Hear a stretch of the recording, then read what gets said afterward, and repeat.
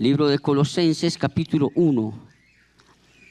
Es un hermoso pasaje de las Escrituras.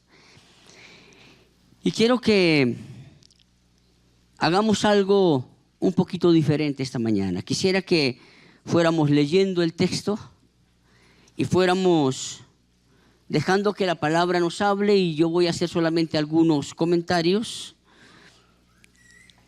pero dejando que sea realmente la palabra la que hable a nuestro corazón.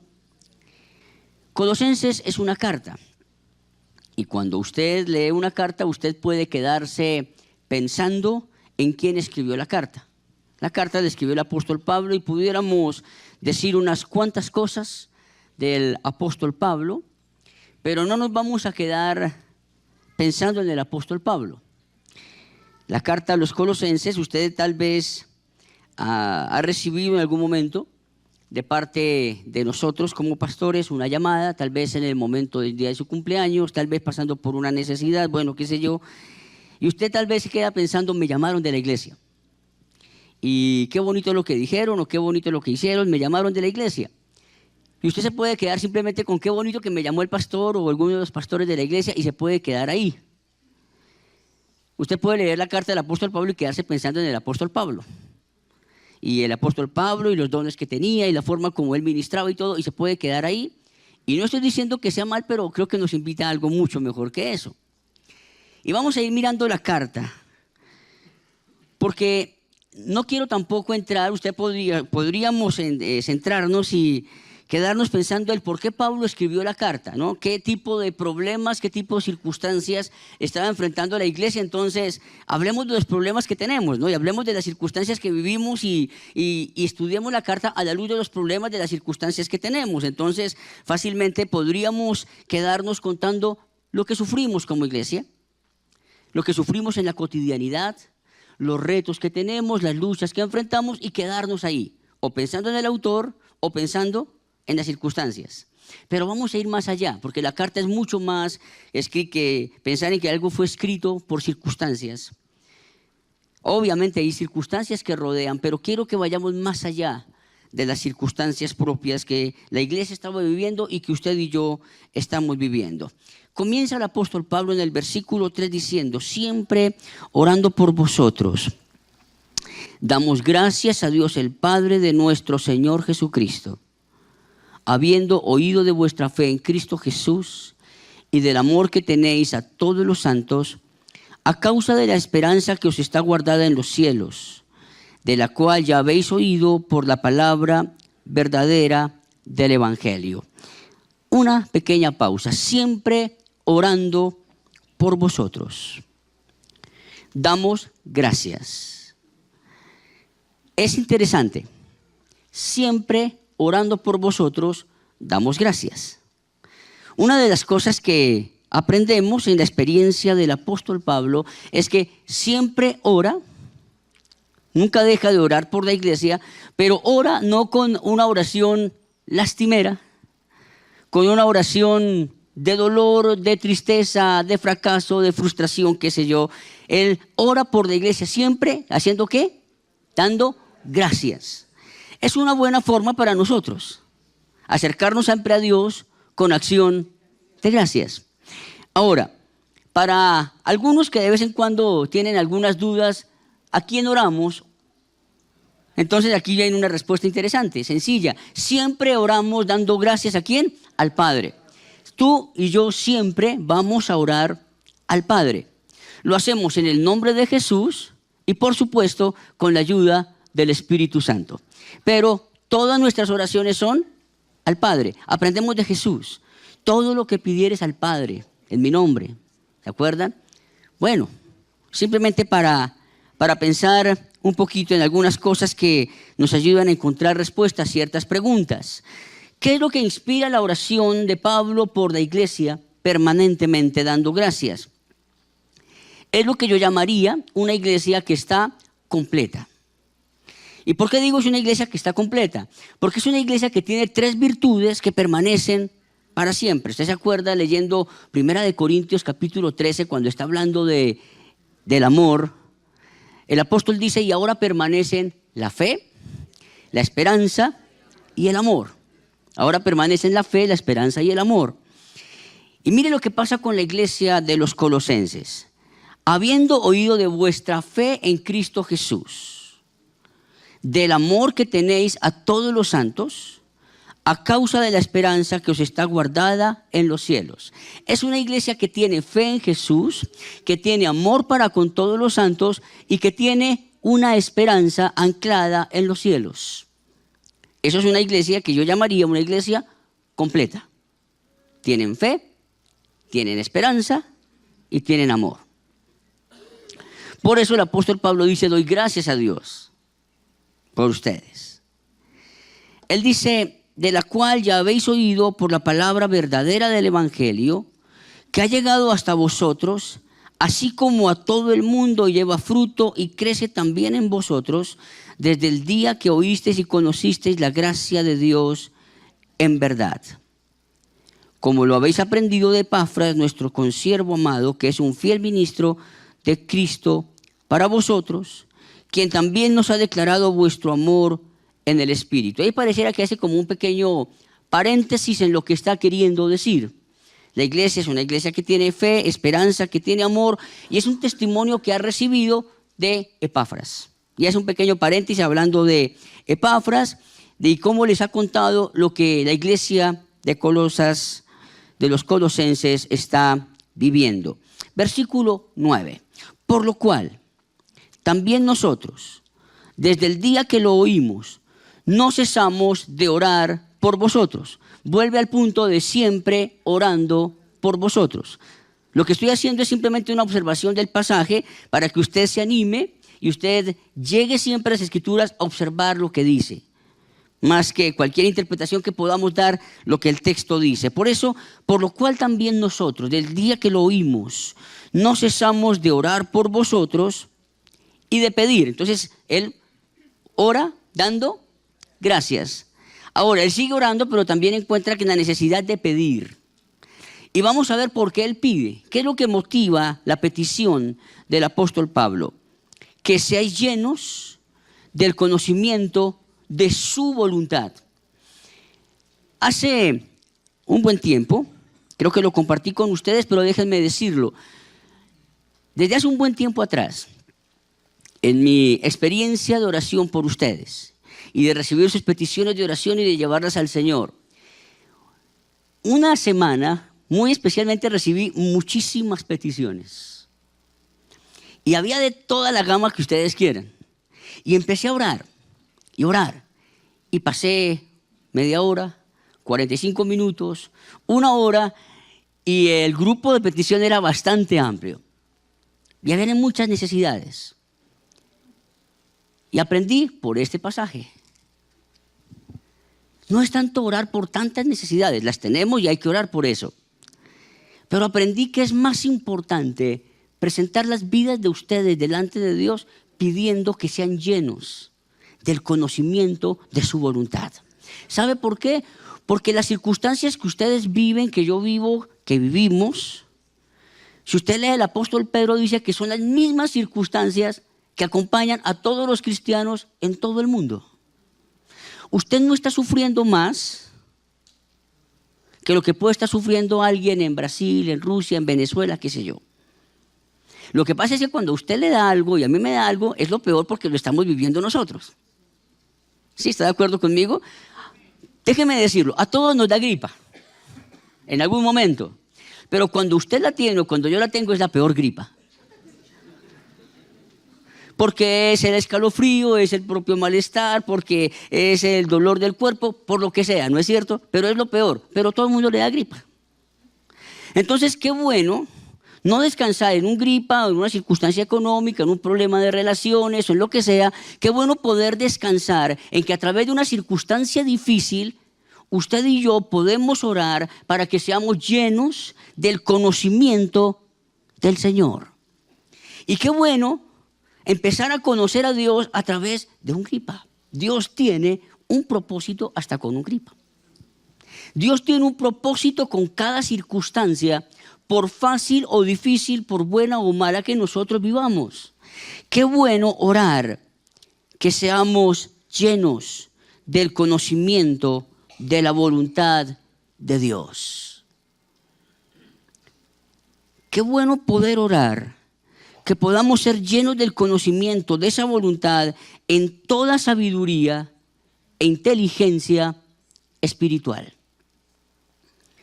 Qué bueno tener una iglesia que tiene fe, esperanza, amor, pero que es una iglesia que sigue creciendo, no se estancó porque tiene fe, esperanza y amor, se quedó ahí. Una iglesia que va creciendo siempre en el conocimiento de la voluntad del Señor, en toda sabiduría e inteligencia espiritual. ¿Para qué? ¿Para qué? Y déjeme decir algo, usted y yo podemos llegar a la oración con dos perspectivas. ¿Por qué oras o para qué oras? Y cuando yo te pregunto por qué oras, tú te vas a llenar de razones. Y si tú lo analizas de una manera sencilla, tú vas a ir descubriendo que tú oras porque tienes tantas peticiones que presentar delante del Señor. ¿Por qué oras? Por mis hijos. ¿Por qué oras? Por mi salud. ¿Por qué oras? Por mi situación económica. ¿Por qué oras? Por provisión de trabajo. Razones para orar. El apóstol no ora por razones, ora con propósito. Él ora para, no porque, sino para. Versículo 10. Para que andéis como es digno del Señor, agradándole en todo, llevando fruto en toda buena obra y creciendo en el conocimiento de Dios. Veamos esto. Para que andéis como es digno del Señor. Usted y yo llevamos por todas partes, como diría el apóstol Pablo en otro momento, las marcas de Jesús. Usted y yo, en todo lugar donde vamos, estamos representando un nombre. Es el nombre de Jesús. Y entonces usted necesita entender cómo es vivir la vida, cómo es andar por la vida siendo dignos del Señor. Andar como es digno del Señor. Usted necesita crecer en el conocimiento de esa verdad. Todo lo que usted hace, todo lo que usted dice y todo lo que usted refleja está mostrando a quién está representando usted. Por eso dice la Biblia que usted y yo somos embajadores. Usted y yo necesitamos aprender lo que significa esa verdad. Usted y yo mejor, debemos andar como es digno del Señor. El apóstol Pablo decía, hablándole a los efesios, cada uno debe andar como es digno de la vocación con que fue llamado. Usted tiene un llamado. Viva de acuerdo a ese llamado. El apóstol Pablo le dice a Timoteo, hablando en el mismo contexto de vocación, de llamado y de la dignidad que representamos, ninguno que ha sido llamado a la milicia se enreda en los negocios de la vida con el fin de agradar a aquel que lo tomó por soldado. Usted y yo estamos llamados a vivir como es digno del Señor. Y tal vez no entendamos siquiera todo lo que eso significa, pero si usted declara que Cristo es el Señor, usted debe vivir como es digno de esa verdad. Si usted es una persona que está declarando que es hijo de Dios, viva con la dignidad de hijo de Dios.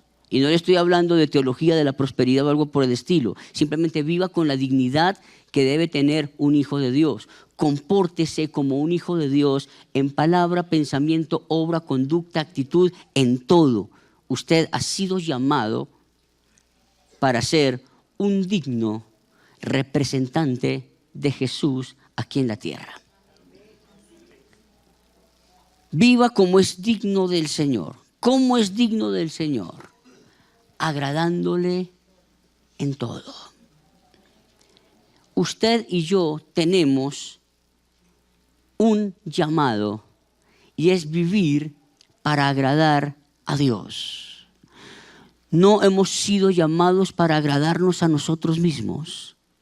No hemos sido llamados para agradar a nadie en la tierra. Hemos sido llamados para agradar a Jesús, para agradar al Señor. Todo lo que usted haga, piense y diga, llévelo a esta reflexión. Señor, ¿te agrada? Señor, eso que estoy diciendo o voy a decir, eso que estoy haciendo o voy a hacer, ¿trae alegría a tu corazón? ¿Sabe? Tenemos un Dios feliz. Pero esa felicidad de Dios son de las cosas que yo no entiendo. Como un Dios tan grande como el que tenemos, que es totalmente feliz y Él permite que desde mi pequeñez, desde mi fragilidad, yo pueda hacerlo feliz. ¿No le parece fascinante? Usted puede hacerlo feliz. Por eso viva siempre su vida para agradarlo. En todo. En todo. Llevando fruto en toda buena obra. Todo lo que usted haga, permita que crezca y que lleve fruto en toda buena obra. Y crezca, crezca, no deje de crecer, no deje de ir adelante en el conocimiento de Dios. Qué oración tan interesante, qué oración tan sencilla, pero a la vez tan profunda. Que podamos ser llenos del conocimiento de su voluntad. ¿Quiere repetirlo conmigo? Que seamos llenos del conocimiento de su voluntad para que andemos como es digno del Señor, agradándole en todo, llevando fruto en toda buena obra y creciendo en el conocimiento de Dios.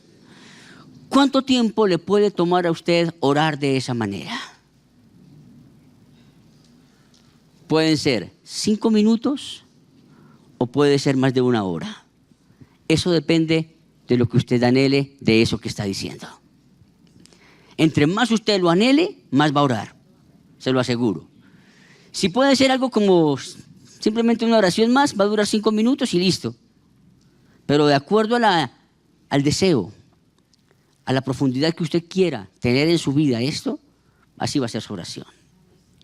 Versículo 11.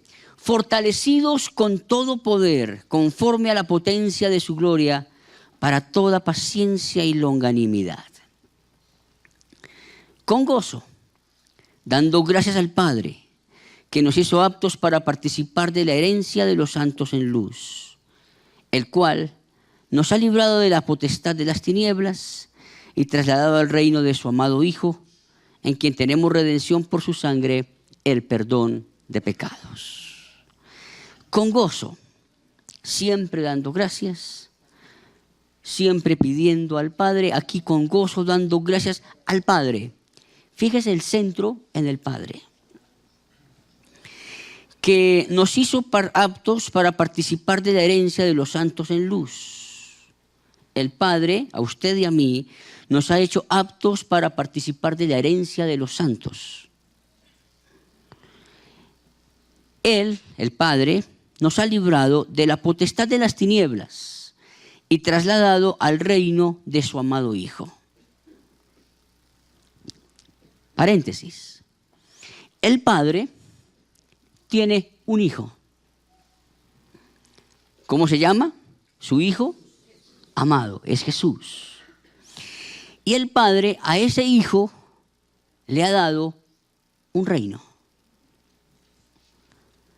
Y a usted y a mí, el Padre, por amor, bondad, misericordia, por un regalo, una gracia que usted y yo no merecemos, nos sacó del reino de las tinieblas y nos puso en el reino de su amado Hijo. El amado Hijo del Padre tiene un reino, al que por la misericordia y amor del Padre, usted y yo hemos sido trasladados. Usted y yo recibimos una gracia que jamás por esfuerzo propio podríamos lograr. Le plugó al Padre en su gracia sacarlo de un lugar que eran tinieblas y llevarlo al reino de su amado Hijo. En ese Hijo, en Jesús, tenemos redención por su sangre, el perdón de pecados. Es la palabra de reconciliación que podríamos leer más adelante en la misma carta. Dios no estaba teniendo en cuenta nuestros pecados y nos ofreció una palabra de reconciliación, como si Dios rogase por nosotros. Nos dijo: reconcíliense con Dios. Usted y yo éramos enemigos, estábamos en las tinieblas y el Padre nos trajo a la luz y nos involucró, nos introdujo en el reino de su amado Hijo. Hace unos domingos atrás, con nuestro pastor estábamos estudiando en Hebreos la preeminencia de Jesús. ¿Usted se acuerda? Dios habiendo hablado de muchas maneras a los padres, en otro tiempo a los padres por los profetas, en este tiempo nos está hablando por su Hijo, a quien constituyó heredero de todo y por quien asimismo hizo el universo. ¿Se acuerda? Bueno, oración, una iglesia completa, con fe, esperanza y amor. Una iglesia que está siendo invitada a crecer en el conocimiento de su voluntad, a llevar fruto en toda buena obra, a vivir como es digno del Señor. Una iglesia así necesita recordar siempre la preeminencia de Jesús, porque eso es lo que le da vida a la iglesia de Jesucristo. El conocimiento de Él, su preeminencia, su excelencia, es lo que le da sentido a nuestra fe. Por eso, cuando dice que el Padre nos trasladó al reino de su amado Hijo y que por Él, por el Hijo, tenemos redención en su sangre, el perdón de pecados, entonces el apóstol Pablo se centra en lo principal: Jesús. Y dice Él, hablando de Jesús, es la imagen del Dios invisible, el primogénito de toda la creación. Jesús no es alguien muy parecido al Padre. Jesús es la misma imagen del Padre celestial. Es la misma belleza del Padre. Es la misma infinitud del Padre. Le plació al Padre que en Él habitara toda la plenitud. Jesús es el reflejo perfecto de quién es el Padre. Por eso Él pudo decir sin temor: si me han visto a mí, han visto al Padre. Él es la imagen del Dios invisible. Él es el primogénito de toda la creación. Él es la prioridad. Él es lo mejor. Él es lo más excelente. Si usted ha tenido la oportunidad de viajar por nuestro país, usted encuentra los atardeceres en el mar. Son bellos. Usted puede disfrutar de un sitio como el Valle del Cocora en el Quindío. Usted puede disfrutar del Nevado, del Parque de los Nevados. Y usted tiene los paisajes de cordillera, y usted tiene los paisajes de tierra caliente, y usted tiene el paisaje de la selva. Usted tiene tantos paisajes aquí en Colombia porque tenemos que darle gracias a Dios, pero con toda la belleza de ellos juntos, Jesús es superior a todo eso. Él es el primogénito, Él es lo más excelente de cualquier paisaje que podamos ver en toda la creación que existe. Porque por Él fueron creadas todas las cosas. Estaba leyendo algo sencillo esta mañana, que usted lo sabe, lo vemos casi a diario, lo que llamamos el ciclo del agua. El agua viene sobre la tierra, se evapora, con el calor sube, llena las nubes y se llenan las nubes y otra vez cae sobre la tierra.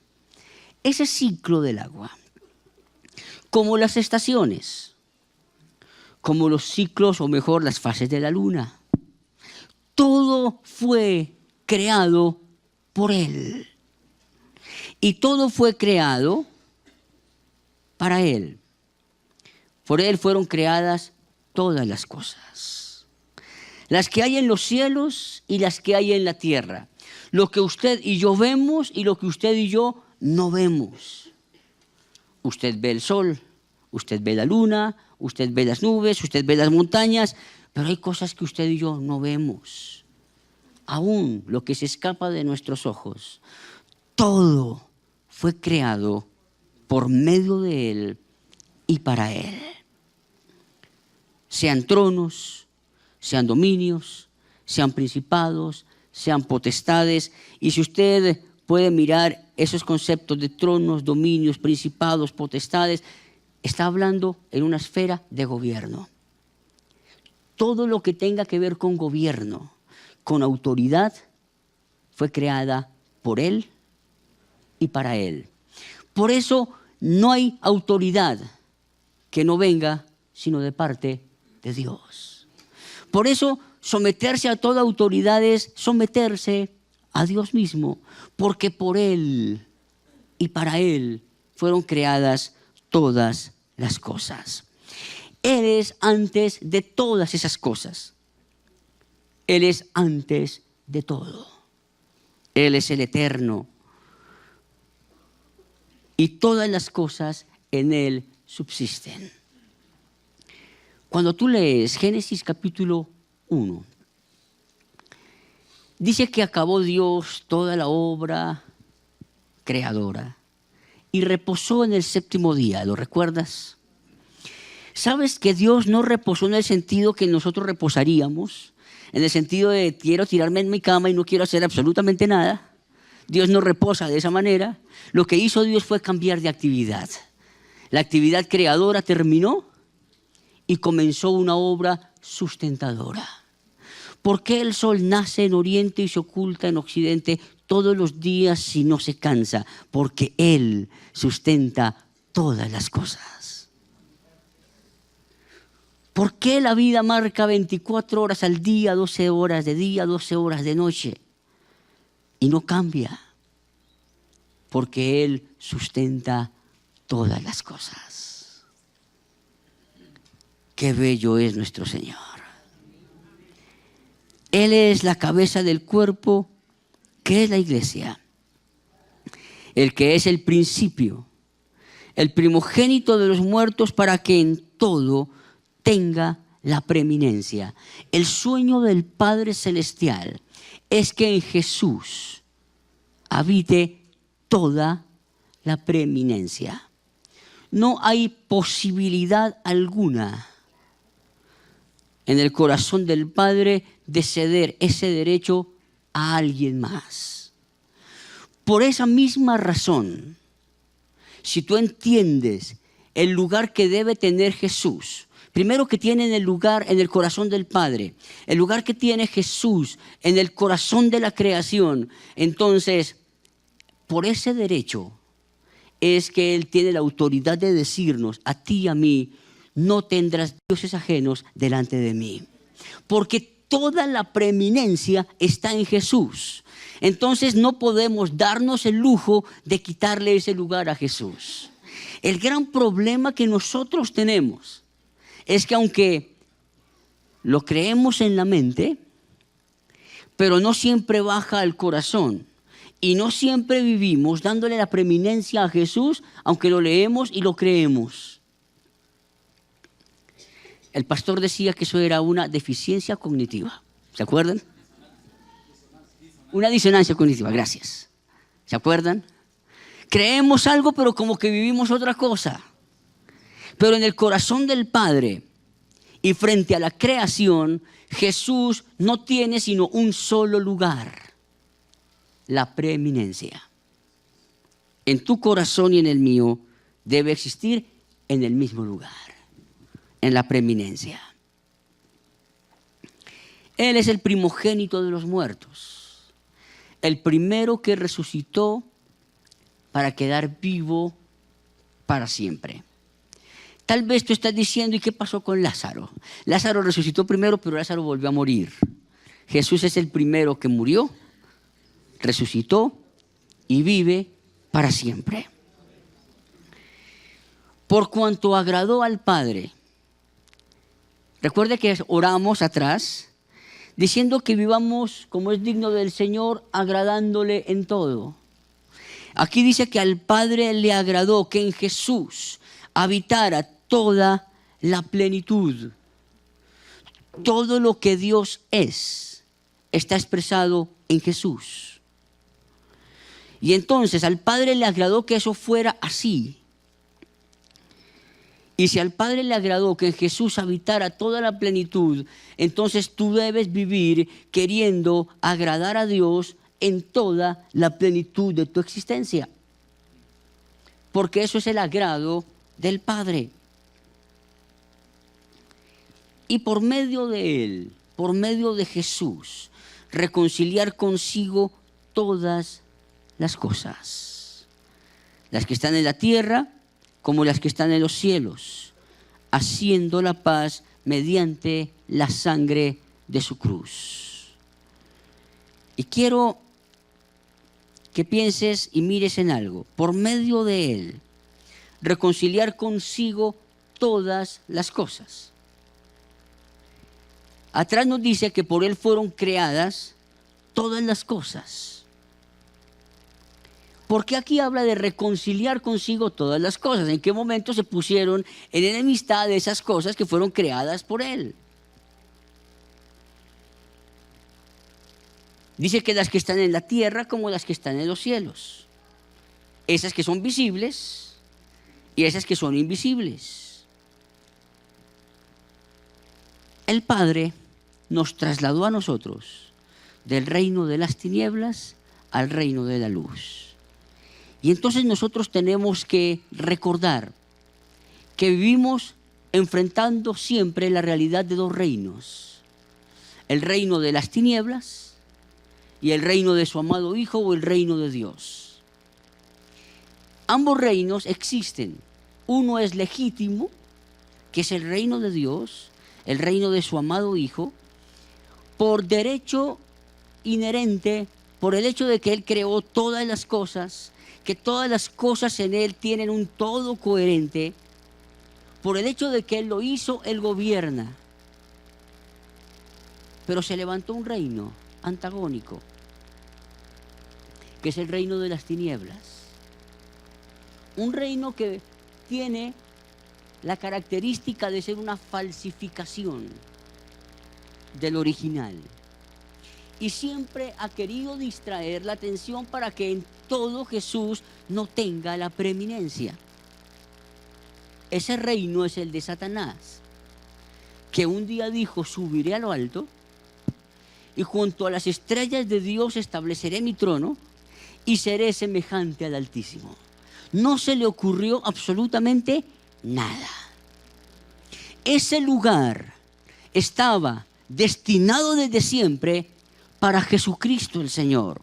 Y Satanás viene para generar una confusión que puso en enemistad todo lo que Dios había hecho bueno y bueno en gran manera.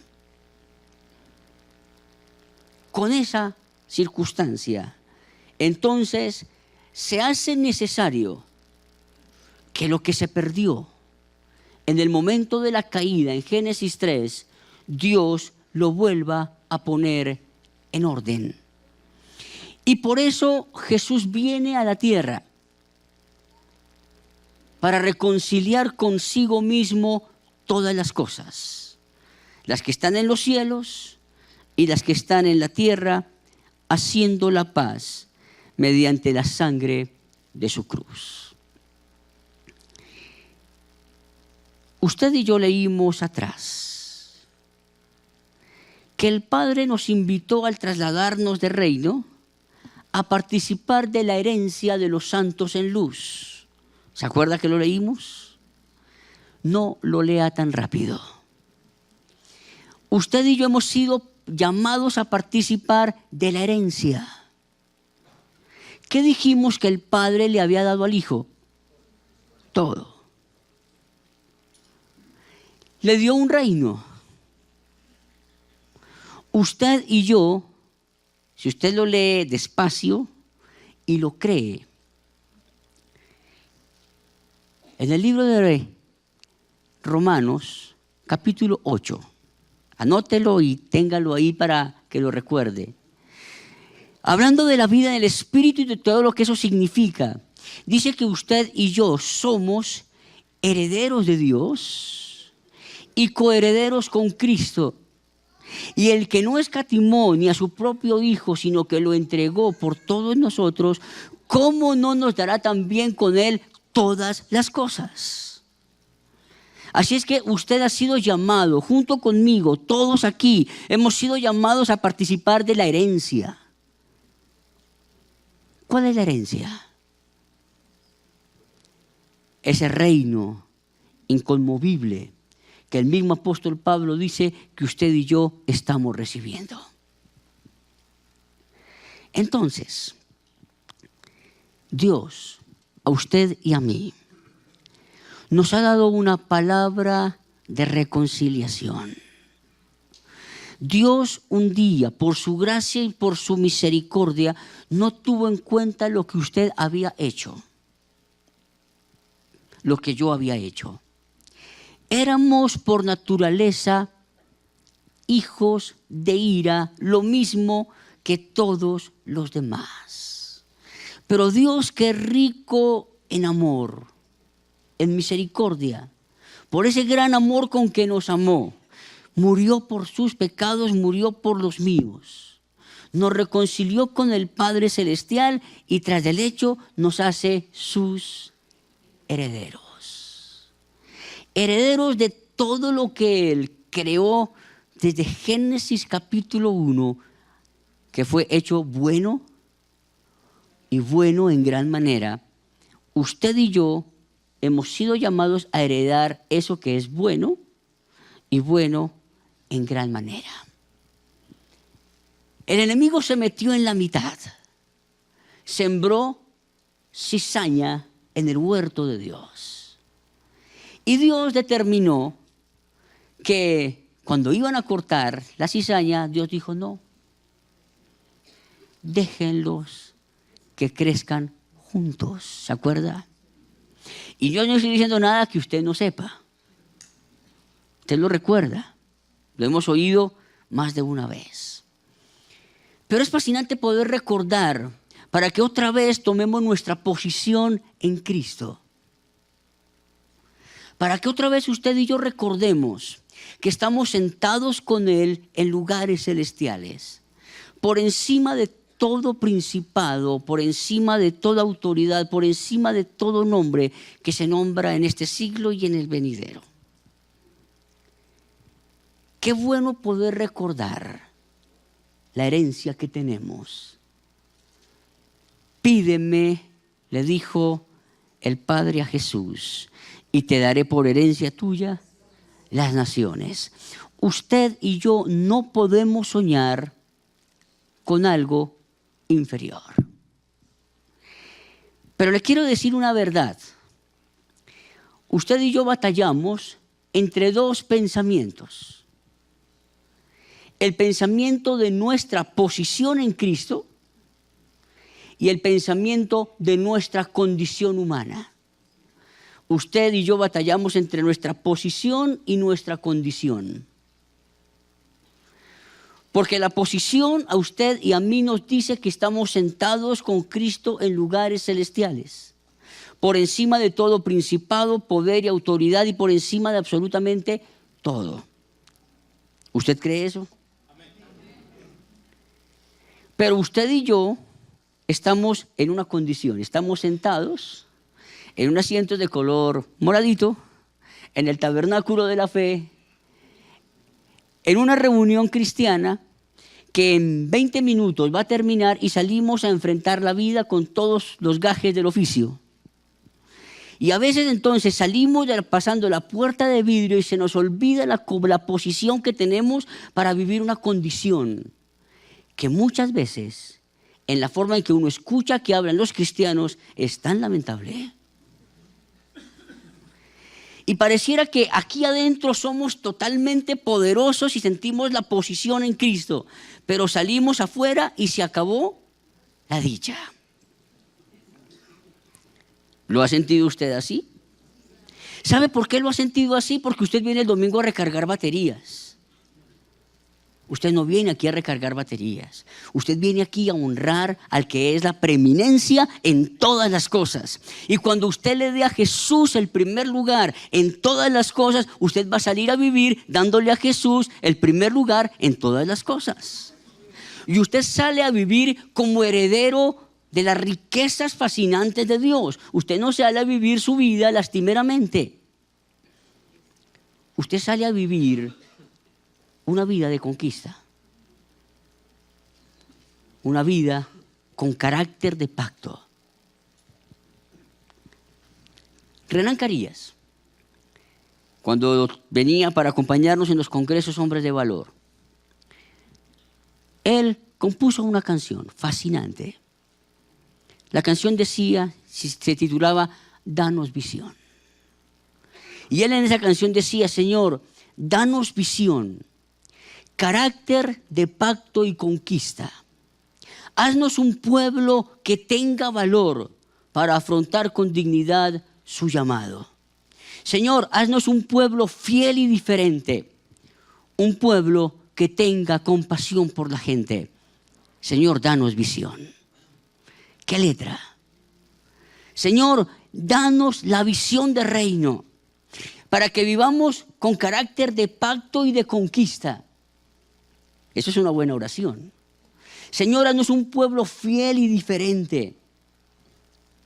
Señor, necesitamos ser lo que tú quieres que seamos. Por eso, versículo 21, a nosotros, que en otro tiempo, que éramos extraños y enemigos en nuestra mente, haciendo malas obras, ahora nos ha reconciliado en su cuerpo. Y sigue hablando de la obra de Jesús. En su cuerpo de carne por medio de la muerte, para presentarnos santos y sin mancha e irreprensibles delante de Él. Dios quiere presentarnos delante de Él santos, sin mancha, irreprensibles. Es la verdad de la palabra de Dios para usted, para mí, en esta mañana. Y entonces, cuando usted sigue leyendo la carta, usted va a seguir entendiendo la preeminencia de Jesús y la autoridad que Él tiene sobre todas las cosas. Y entonces el apóstol Pablo, pasando un brinco largo, versículo 1 del capítulo 3, él nos dice: si pues habéis resucitado con Cristo, si usted entiende la dimensión de la vida cristiana que debe vivir, busque las cosas de arriba. Compórtese como alguien de arriba y no como alguien de abajo. Porque es que esa es su posición en Cristo. Compórtese, si me permite decirlo, con la realeza con la que debemos comportarnos. Porque es lo que Dios ha diseñado para usted. Pongan la mira en las cosas de arriba, en las cosas y no en las cosas de la tierra. Mire arriba. Tenga la visión de reino en su vida. Tenga la visión de gobierno en su vida. Tenga la visión de autoridad en su vida. Pero no se permita que, si usted tiene la autoridad, no ceda esa autoridad por nada. Y cuando yo le digo no ceda esa autoridad por nada, le digo de otra forma, como lo diría la palabra, no le dé lugar al diablo. Mantenga santidad delante de Dios. Mantenga pureza delante de Dios. Mantenga los límites propios del llamado y la vocación que usted ha recibido. No se comporte diferente. La iglesia de Jesucristo está llamada a marcar diferencia. ¿Usted lo cree? Entonces, mantenga su dignidad. Usted es hijo de Dios, con capacidad de gobernar. Entonces, decida crecer en el conocimiento de Dios. Viva para agradar a Dios. Decida en todo momento llenarse de eso que le da fragancia a su vida para que usted sea diferente. Usted y yo necesitamos conocer a Dios. Y quiero decir algo agradeciendo al Señor y a Ricky y a todo el equipo de adoración. Gracias por llevarnos a conocer a Dios y adorarlo por quien es Él. Usted ha visto fuerte, suficiente, poderoso. Usted lo ha visto antes de cada canción. Eso no está puesto ahí para llenar un espacio. Eso tiene una razón de ser dentro de nuestros servicios de adoración. Ricky, gracias por ayudarnos. Pero déjenme decir algo. Usted puede cantar bonito, pero no vivir lo que canta. Y yo anhelo que con todo esto que el Señor me permitió recordarles esta mañana, como diría el apóstol Pedro, no me voy a cansar de recordarles siempre las mismas cosas. No me quiero cansar de recordarles que usted es un hijo de Dios, lleno de la autoridad y el poder del reino, y que usted ha sido llamado para conquistar la tierra. Por eso Dios a usted le permitió estudiar cualquiera que sea su profesión. Y esta mañana, por todo lo que hemos dicho, el Padre Celestial le recuerda que usted debe vivir como es digno del llamamiento con que fue llamado, no de una manera diferente. Y que como usted tiene un llamado de parte de Dios, la única forma de llevarlo a la práctica es que usted tenga una vida de oración, dando siempre gracias al Padre, que lo llamó de las tinieblas a la luz, pero pidiéndole cada día que lo haga lleno del conocimiento de su voluntad, para que usted pueda vivir como es digno del Señor, agradándole en todo y llevando fruto en toda buena obra. Y eso se logra porque usted en Cristo está completo. Usted tiene fe en Jesús, usted tiene amor para con los santos y usted tiene guardada una esperanza en los cielos. Usted en Jesús está completo. A usted no le falta nada. Estemos de pie. Querido Señor, tu palabra es verdad. Tu palabra dice la verdad y tú eres fiel y eres un Dios veraz. Señor, todo lo que se dijo esta mañana, que es tu palabra, es verdad. Y tú lo cumplirás en nosotros porque eres fiel. Señor, te damos gracias porque tú eres un Dios en quien de verdad podemos creer y en quien podemos esperar lo mejor.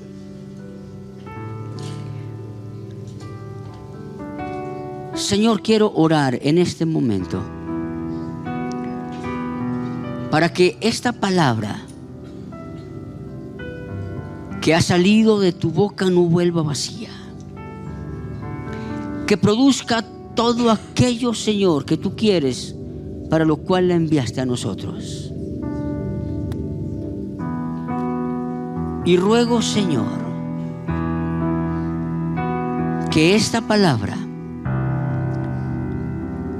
caiga en el corazón de tus hijos y que todos los aquí presentes seamos buena tierra, que dé fruto al 30, al 60 y al 100 por uno. Señor, te ruego que esta palabra no quede en el camino, para que el diablo no venga, Señor, y la tome y arrebate la palabra. Pero también te ruego que esta palabra, Señor, no caiga entre espinos, para que al salir de aquí las dificultades propias de la vida ahoguen esta verdad de la palabra. Oro, Señor, para que la verdad del reino, de tu reino, se anide en cada uno de los corazones de tus hijos. Y recuérdanos siempre que hemos sido puestos por ti para gobernar. En el nombre de Jesús.